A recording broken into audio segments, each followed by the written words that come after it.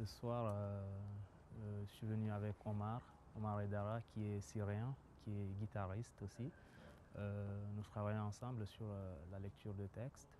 Je lis des textes que j'écris, poésie et textes en prose, accompagné de Omar à la guitare. Et larmes aux yeux et visage froissés. Tant qu'il y aura la guerre, tant qu'il y aura les dictateurs sanguinaires au pouvoir, ce sera ainsi. L'Europe restera un refuge parfait et la Méditerranée restera toujours un cimetière bleu.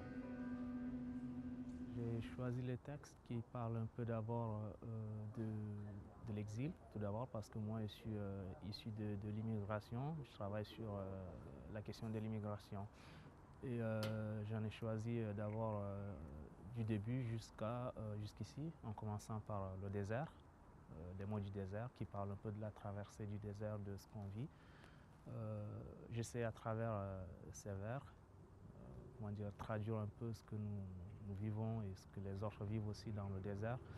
Et après, j'ai choisi aussi un texte qui parle de la traversée de la Méditerranée dans un bateau qui amène des centaines de personnes vers l'Italie. Je parle aussi de naufrages et de beaucoup autre chose.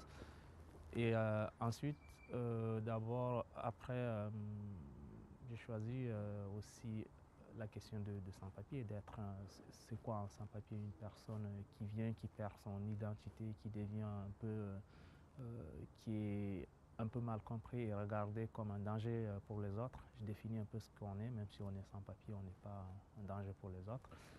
Et j'ai conclu avec une lettre d'adieu d'un naufragé qui a fait une lettre à sa maman, quelqu'un qui a fui les persécutions de chez lui, qui n'a pas pu malheureusement entrer en Europe, qui a sombré dans un naufrage. Voilà, c'est un peu une ligne de comment on quitte, comment on traverse le désert et la Méditerranée, et comment est-ce qu'on devient un sans-papier, on perd son nom. De tous les sans-papiers qui ont péri dans le bleu et dans le Sahara, parce que le beau village s'est transformé en enfer et qu'il fallait partir vivre une autre vie ailleurs qu'ici.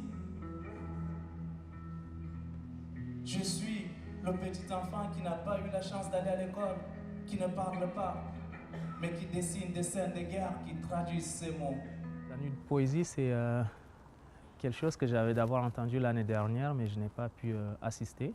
Et là, ça fait du bien de rencontrer plusieurs autres auteurs, poètes, écrivains comme moi et voir comment ils travaillent et rencontrer aussi un public qui sont venus si nombreux, voilà, qui ont aimé tout ce qu'on fait et ça fait du bien au cœur.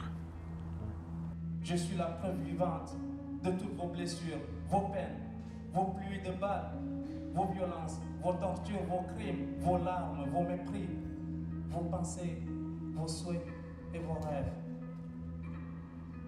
Je suis le résultat de la misère, du racisme, des violences, des crimes et de la terreur infligée aux autres.